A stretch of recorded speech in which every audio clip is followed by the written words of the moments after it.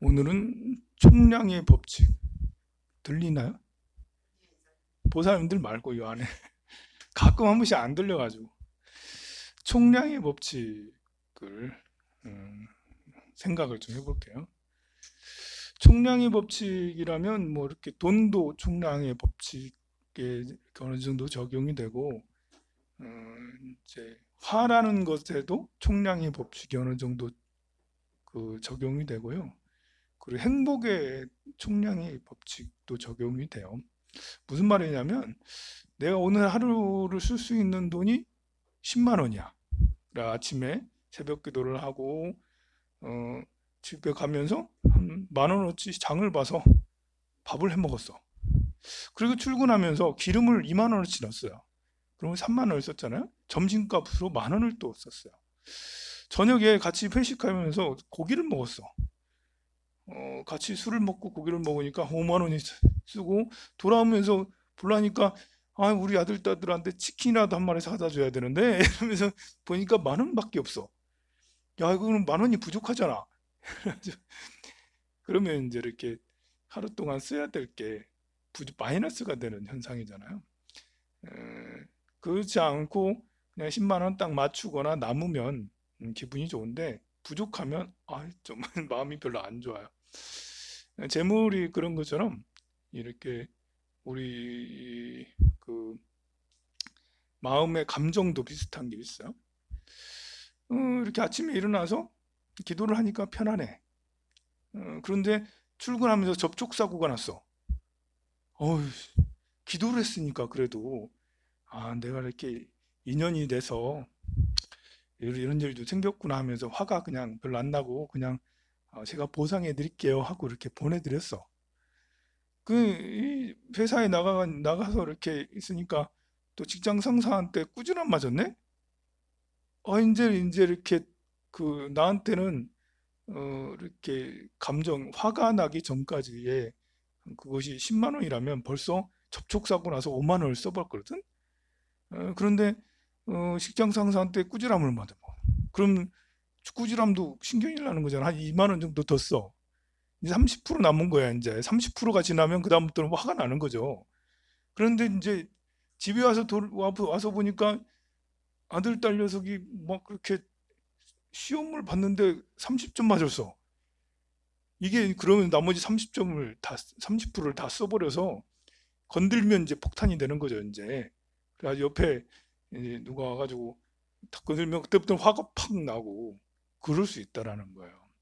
그러니까 우리 사람마다 적정선에 자기마다 가지고 있는 이렇게 감정의 총량이라는 게 있어서 그것이 다 써버리고 나면 스트레스를 다 받고 나면 한 번, 두 번 정도는 스트레스를 받아도 화나 짜증이 안 나는데 그것이 다 쓰고 나면 그다음부터는 화나 짜증이 엄청나게 막 그렇게 커버린다라는 거죠.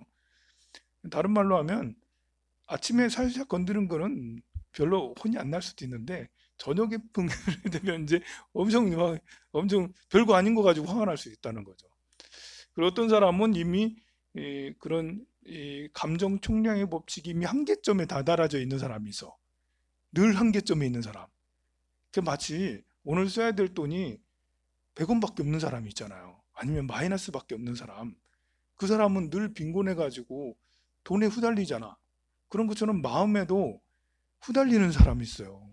이미 그 감정을 참고 하는 것에 대해서 어느 정도 한계점에 다다른 거죠.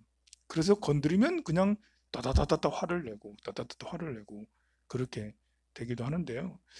그래서 이렇게 보면 우리가 돈을 많이 벌면 돈이 하루 여윳돈이 10만 원이 있고 20만 원이 있고 그러면 돈을 어느 정도 적당히 써도 마음이 안심이 되고 하는 것처럼 마음도 마찬가지예요.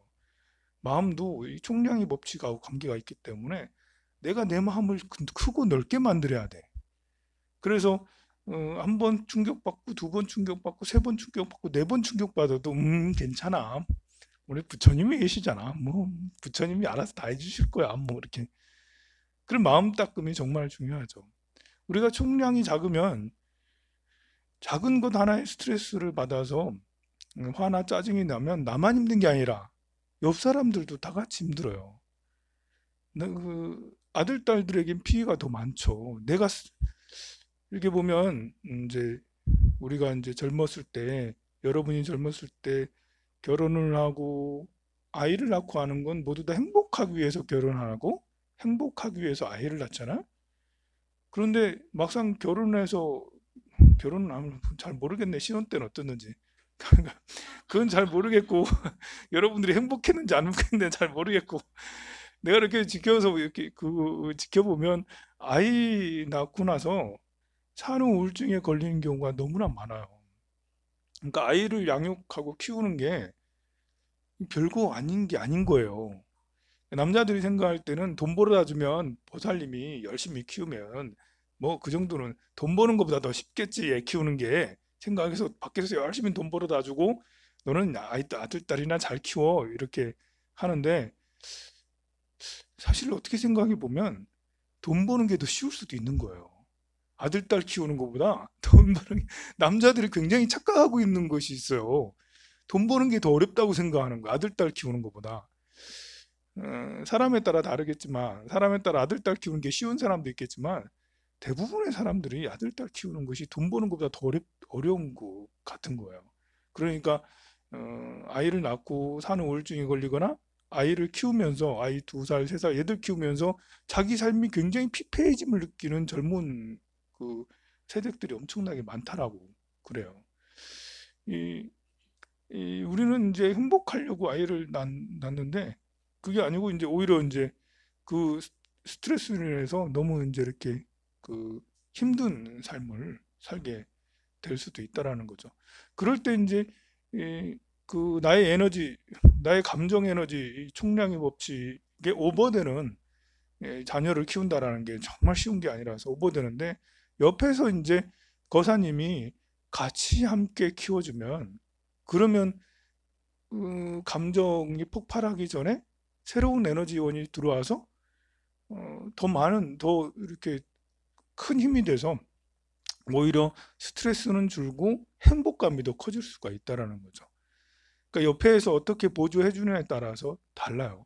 그런데 내가 이제 아이 엄마인데 나의 감정이 총량의 법칙보다 더 뭐 스트레스가 더 심해. 그럼 누가 제일 피해를 많이 보겠어요. 나 자신도 손해를 많이 보지만 아이가 손해를 엄청나게 많이 봐요. 아이가 해를 엄청 그 부모의 이렇게 어렸을 때 그 양육 스트레스 때문에 얻어맞는 아이들이 그렇게 많다고 그래요.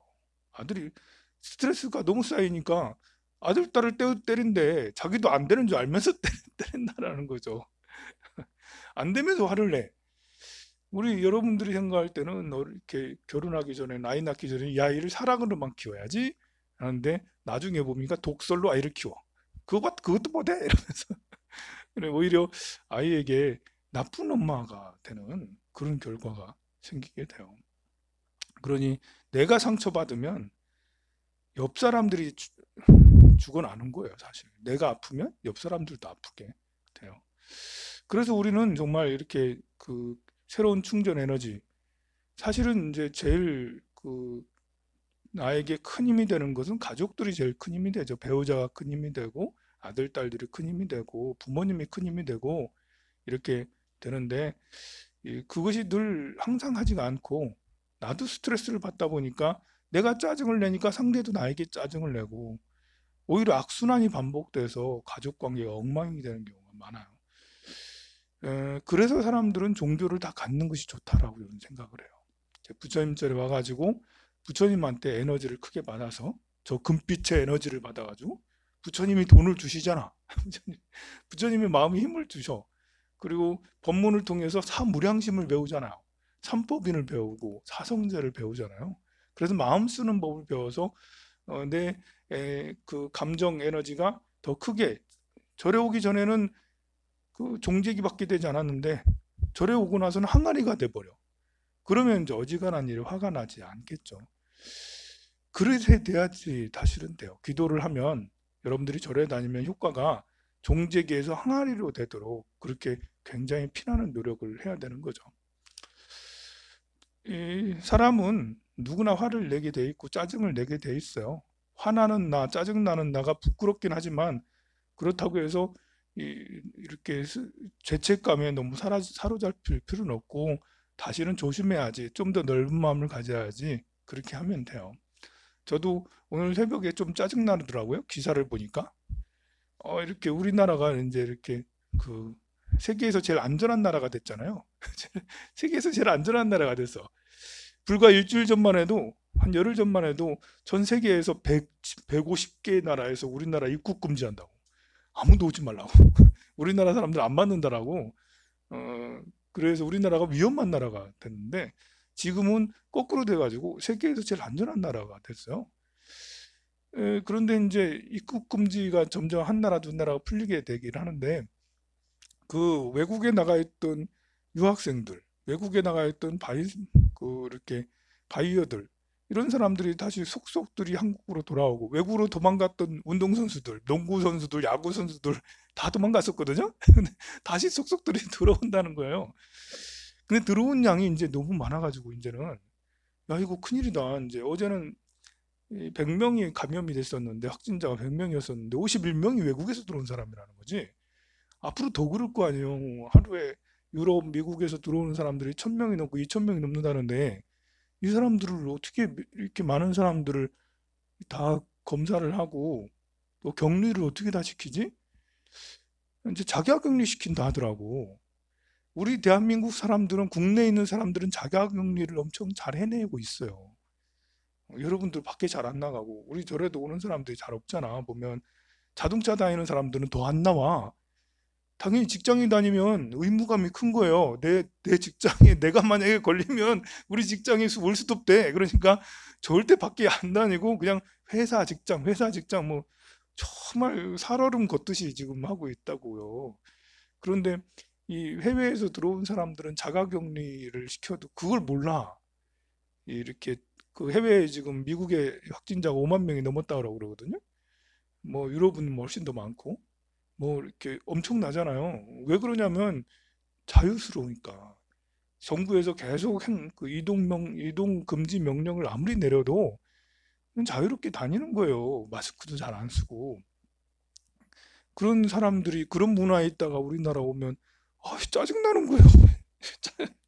우리가 정말 한 두 달 동안 정말 애쓰면서 지켜온 이것이 외국에서 들어온 사람들로 인해서 우리 무너지는 거 아니야? 괜히 겁도 나고 이렇게 마음을 좀 잘 써야 되는데 또 이렇게 또 기사가 뜨는 게 신천지에서 오히려 우리 정부를 고발한다고 그러잖아. 또 자기들 피해 많이 봤다고 오히려 고발한대.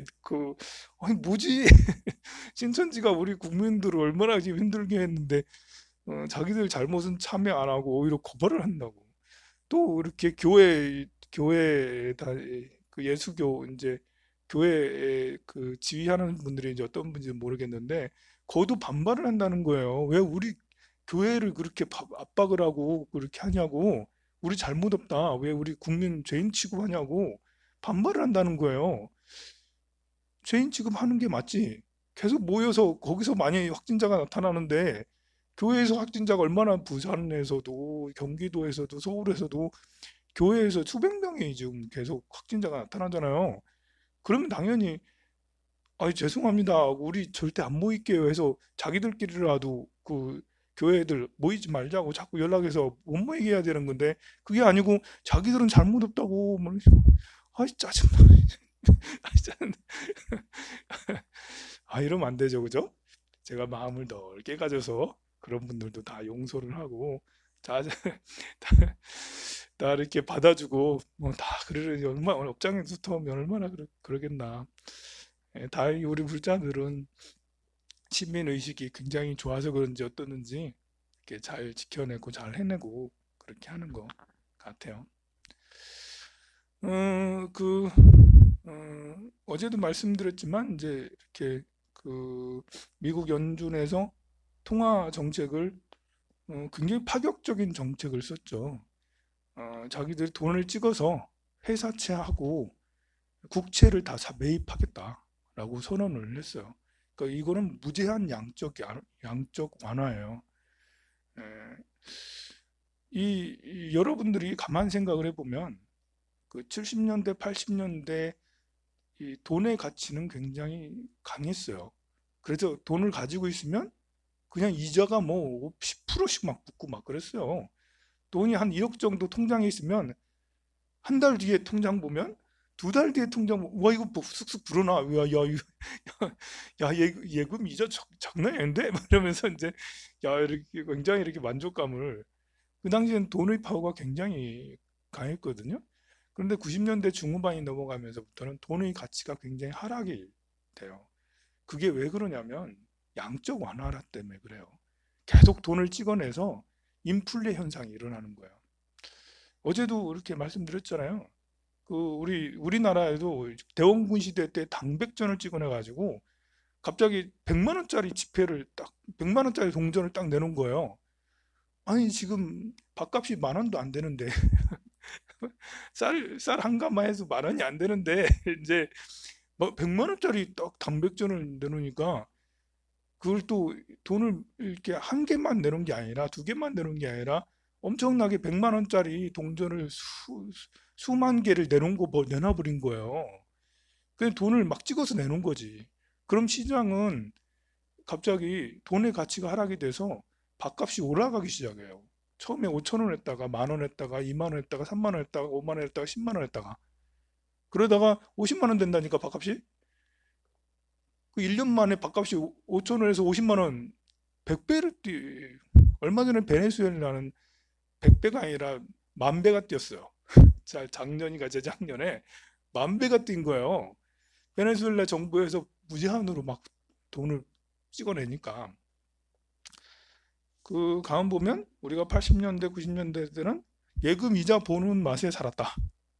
그런데 90년대 중반이 넘어서 이건 아니더라. 점점 그게 바로 양적 완화가 시작된 거예요. 돈을 계속 달러를 찍어내는 거지. 달러를 찍어내. 그리고 금리는 낮아지고 금리가 10%에서 5%, 3%, 2%, 지금은 제로금리. 제로금리예요. 지금 연준에서 이번 발표하기를 제로에서 0.25니까 제로금리가 된 거예요. 그러면 이 미래는 불 보듯이 뻔하죠. 지금까지 증명됐잖아요. 지금까지 2000년이 넘어가면서 현금으로 그때 1억을 2000년이니까 20년 전에 1억이면 그래도 굉장히 큰 돈이라고요. 근데 지금의 1억은 그렇게 큰 돈이 아니에요. 물론 없는 사람한테는 굉장히 큰 돈이지만 지금의 1억은 그렇게 크지 않고. 근데 20년 전에 땅 이만한 거 여기 이만한 게 1억이었어. 지금 우리가 서 있는 땅이 20년 전에 1억도 안 냈어요. 그죠?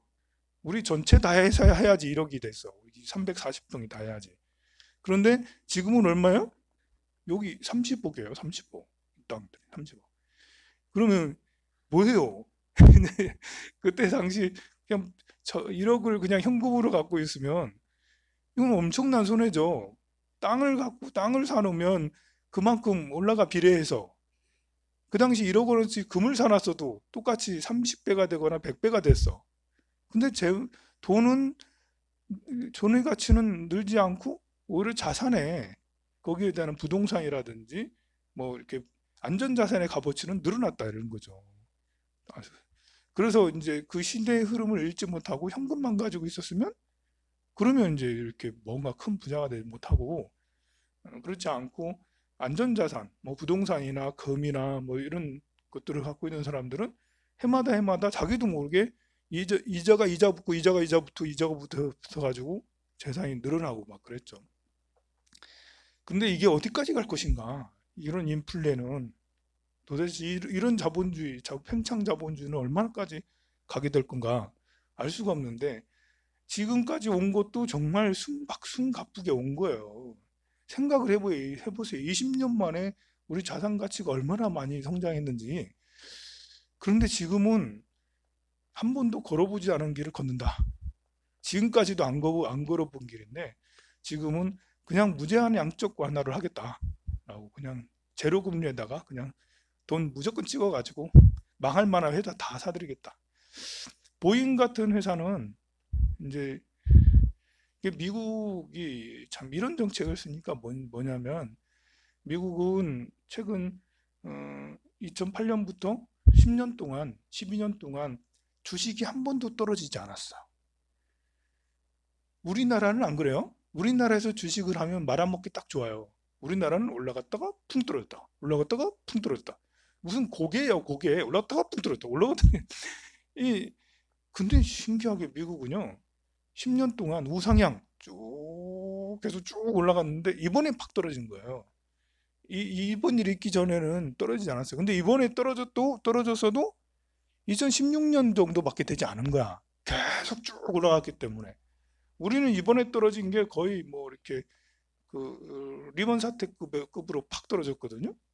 그만큼 정도는 아니어도 엄청나게 많이 떨어졌거든요. 근데 미국은 계속 올라갔기 때문에 올라가서 30% 떨어져도 2008년 정도가 아니라 2016년 3년 정도 후퇴밖에 안 한 거예요. 근데 이 상황에서 이 미국의 기업들이 무슨 일을 했냐면 트럼프가 대통령이 되면서 미국 회사들에게 법인세를 낮춰줬어요. 국가에서 이제 기업에게 법인세를 낮춰주는 이유는 뭐겠어요? 사내 유보율, 그러니까 사내에 돈이 많이 쌓이면 R&D, 재투자를 해라. 재투자를 해서 기업 가치를 더 늘리고 새로운 게 개발을 하고 기업의 브랜드 가치를 더 높이라고 더 성장하라고 그래서 법인세를 내리는 거 아니에요. 그렇죠. 그런데 미국의 트럼프가 이제 법인세를 확 낮췄어. 예전에 그 오바마 때보다. 그러니까 기업하기는 좋지. 근데 기업들이 돈이 생기니까 뭐한 줄 알아? 자사주를 산 거예요. 자기네 주식을 산 거야. 심지어 빌려서까지.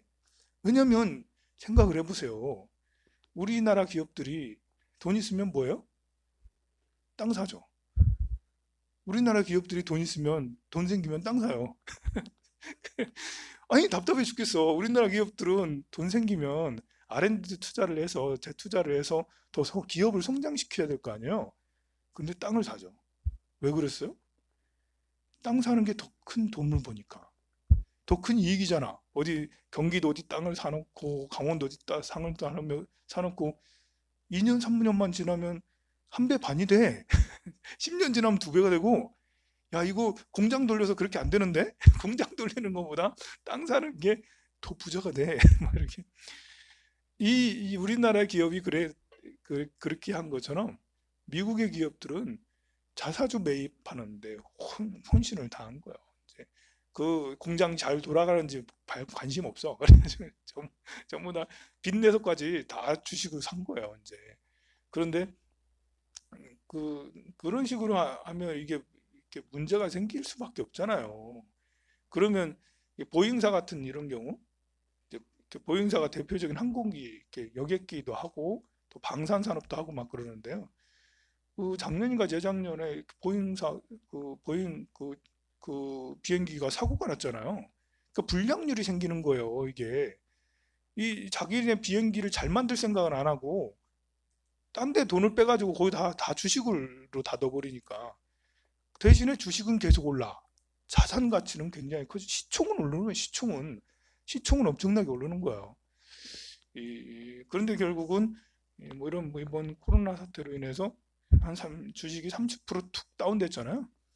얼마 전까지만 해도 애플이 시가총액이 1,400조 원이었어요. 1,400 몇 조 원, 뭐 이렇게. 애플만 그러는 게 아니라 마이크로소프트도 그랬고 또 아마존도 그랬고 뭐 구글도 1,000조가 넘고 막 그랬어요. 그런데 이번 30%다 떨어졌잖아. 30%다 떨어져가지고 1,000조가 안 되게 대부분 슝 날라갔거든요. 그러니까 이제 계속 기업에 빚내 가지고 이렇게 주식을 샀던 그런 기업들은 이제 큰일 난 거예요. 회사채가 이제 난리가 난 거죠. 마이너스가 나고 그러니까 그것을 구제해 준다는 거예요. 지금 연준에서 우리가 돈 찍어서 그거 살게. 니들 회사채 어렵지? 국채도 어렵지? 그래서 나라도 어렵고 회사도 어려운데 우리가 살게. 그러니까 망하게 안 시킨다는 거지. 이게 더 나은가 망하게 하는 게 더 나은가? 답은 사실은 없어요. 연준에서 국채를 사주지 않으면 경제 공황이 생길 수 있겠죠. 공황이 생겨서 문 닫는 회사들이 많을 거고 그러면 한 군데 터지면 연속해서 여기 터지면 요즘에는 다 연결돼 있잖아요. 나 혼자 터지는 게 아니라 옆도 터지고 다 터지게 된다고. 그래서 공항으로 착 꼬꾸라지게 된다. 그것이 걱정되고 그것이 이런 공항보다는 차라리 그냥 양적 완화를 시켜서 팽창으로 가려는 거죠. 어디까지는 폭주 기관차가 되는 거예요. 여기서 멈춰서 기차가 멈춰서 이렇게 우리가 다 같이 괴로워하느니 그냥 악셀라이트 받고 가겠다는 거예요. 지금 앞으로 어떻게 되는지 모르겠고 그렇게 해서 한다는 건데요. 덕분에 이제 우리 원화는 굉장히 안정이 됐어요. 뭐 1,300원이 넘을까 걱정이 많이 됐는데 1,285원에서 1,260원대로 40원대로 1,220원대로 뭐 우리가 통화 스와프를 해서 원화가 이제 안정이 되기도 했지만 그보다도 더 영향을 준 거는 양적 완화라고 저는 생각을 해요. 앞으로 뭐 다시 그 환율이 1,300원, 1,400원으로 올라갈 수도 있겠지만 예, 아마 그건 잘 예측은 안 돼요. 그렇지만 그 덕분에 또 금값이 툭 떨어졌다가 금값이 이런 수에 1650달러 막 이랬었거든요. 그러다가 이제 그 주식이 폭락하고 막 코로나 경제 대공황이 올 것 같고 이러니까 한 30%훅 떨어졌었어요. 1,400원대로 1,400달러대로 쭉 떨어졌거든요. 그런데 양적 완화 한다고 하니까 다시 쭉 올라가지고 1,600달러 이상으로 다시 또 슝, 그 며칠 만에, 그 한 달 만에 30%슝 올라갔다, 30%슝 내려갔다, 30%슝 올라갔다 그러고 있어요. 그 값이. 금은 불패라고 정말 그럴 수도 있지 모르겠어요. 양적 완화를 할 때 가장 안전한 자산은 뭘까? 부동산인가? 주식인가? 금인가? 그건 아무도 알지 못해요. 그걸 알면 뭐 그걸 알면 다 큰 부자가 됐겠죠. 그래 이제 그 좀 걱정이 되긴 해도 지금도 우리도 지금 뭐 이렇게 어쨌든 잘 견뎌내고 있는데 어, 사실 자영업자들은 한계점에 이르렀어요. 다행히 정부에서 지금 계속 이렇게 지원금을 계속 준다라고 하고 그 월급을 휴업을 하는 사람도 월급을 준다라고 그러고 한 90%까지 많게는 또 서민 대출은 사실은 다 독인데 그게 대출을 낮은 이자에 해준다고 그러고 거의 40 몇 조를 푼다고 그러는데 안 풀 줄 알았는데 다른 나라가 다 푸니까 우리나라도 이제 풀고 그러고 있어요. 근데 일부 사람들은 걱정을 많이 하죠. 지금 정부에서 들어오는 세입이 최소한 10% 이상은 까일 거거든요. 뭐 지금 2월달, 3월달 완전히 다 돌았으니까 세입이 한 10% 이상은 확 까일 텐데 그렇지 않아도 올해 예산이 슈퍼 예산이라 해가지고 마이너스 예산이거든. 이 올해가요. 그런데 40조, 50조를 더 버린다라니까 올해 50조 이상의 마이너스가 날 것이 분명한데 그러면 나라 빚이 이제 지금 50조가 더 늘어날 수 있는데 그걸 또 어떻게 하겠냐 걱정이 되긴 하죠. 그런데 우리는 우리만 볼 게 아니라 다른 나라들까지 이렇게 둘러봐야 될 게 있어요. 일본은 지금 아베가 이렇게 집권을 한 이후로 벌써 이제 한 10년 가까이 7, 8년 됐거든요. 10년 가까이 돼. 그 이후로 계속 양적 완화를 시킨 거예요. 계속 돈을 푼 거예요. 계속 돈을 풀었어. 왜냐하면 이제 20년, 30년 동안 계속 저성장이었으니까 아베가 아베노믹스를 통해서 노믹스라는 게 딴 게 아니에요. 돈 풀겠다라는 거예요. 계속 돈 풀겠다. 그런데 일본은 너무 신기한 게 뭔지 알아요? 정부에서 계속 돈을 풀었잖아요. 그럼 인플레가 이게 물가가 상승이 돼야 되잖아. 근데 10년 전이나 지금이나 물가가 상승이 안 돼. 이거는 그 누구도 설명하지 못하는 그런 일이에요. 아니 사실 돈을 풀면 이게 인플레가 일어나서 경제가 좀 부흥이 되는 게 맞거든요. 근데 지금은 일본은 위태위태해요. 정부의 부채가 세계에서 거의 1등에 가까워요. 미국보다 훨씬 더 많아요. 정부 부채가. 그러니까 이 부채 문제로 이거 부채 문제로 문제가 될 것 같으면 벌써 일본 망했죠. 정부가 부채가 너무 많으니까 250%인가 그래요. 자기 1년 총 생산량의 생산량의 한 250%가 부채란 말입니다. 우리나라 40%밖에 안 돼요. 일본은 250%, 두 배 반이나 돼. 총 생산의 GDP가 일본이 우리나라보다 한 대여섯 배 많거든요. 그런데 그 GDP의 2.5배면 엄청난 거예요. 근데 우리나라는 GDP의 0.4배라고요. 이제 0.5배 정도 되겠네요. 그러면 우리나라는 이제 사실은 부채 비율이 세계에서 제일 낮은 나라 중에 하나예요. 독일하고 우리나라가. 그러니까 지금 정부에서 추진하는 그 지금 지원 정책은 사실은 이렇게 급할 때 우리가 이제 공황에 빠지는 것보다는 좀 정부에서 빚을 좀 내더라도 급할 때 이렇게 해야 되지 않겠나. 이것은 나름 정당하게 잘 하는 것 같은데 그 이후로는 뭐 어떻게 될지는 아무도 모르죠, 사실. 다행인 것은 우리나라 국민들은 많이 똑똑해졌다. 국민들이 10년 전하고 지금하고 다르다. 이번 사태를 보면서 국민들이 대응하는 것을 보고 하면서 국민성이 정말 높아졌구나. 사재기도 안 하지. 또 이렇게 거리 간격 유지 잘하지. 정말 조심조심. 사실 신천지만 터지지 않았어도 거의 완벽하게 방어했어요. 정말. 정말 대단한 나라예요. 지금 다른 나라들은 지금 뭐 다 폭폭 쓰러지고 있잖아요. 전부 다 감염자들 얼마나 많이 생겼어요. 우리나라는 사실 그 테러 당한 거지 신천지한테. 신천지한테 테러 당해가지고 엉뚱한 곳에 풍 터져가지고 지금 이렇게 된 건데 그렇지만 않았어도 거의 완벽하게 방어했을 거예요. 그만큼 시민 의식이 높아졌고 지금 너도 나도 힘들고 자영업자들 거의 사실 이 정도면 폭동이 일어날 만큼 하거든요. 사실 다들 힘들잖아. 얼마나 힘들어. 그런데도 꾹 참고 내 하나 참으면 좀 낫겠지. 그런 심정으로 다들 참고 있는 것 같은데 어, 그만큼 사람들의 시민 의식이 정말 좋아지지 않았나 그런 생각이 듭니다. 성불하세요.